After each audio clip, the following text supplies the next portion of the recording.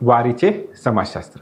वारीत तुम्ही पाहिलं असेल, कोणी पाणी वाटतं, कोणी अन्नदान करतं, कोणी वैद्यकीय सेवा देतं, तर अरे चक्क कोणी कोणी बसून दुसऱ्यांचे पाय चेपून देतं. का घडत असेल बरं असं? याचं नेमकं आपण समाजशास्त्रीय उत्तर शोधूया.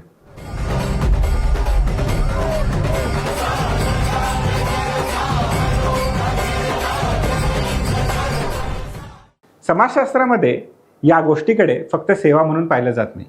त्यामागे असणारी एक मोठी सामाजिक शक्ती त्यामध्ये काम करताना दिसते.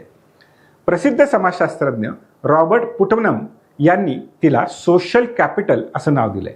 म्हणजेच लोकांमधला विश्वास, परस्पर सहकार्य आणि आपण एकमेकांसाठी आहोत ही ती भावना आहे. वारीत अनेक जण अशा लोकांची सेवा आपल्याला करताना दिसतात ज्यांची त्यांना नावं देखील माहीत नसतात.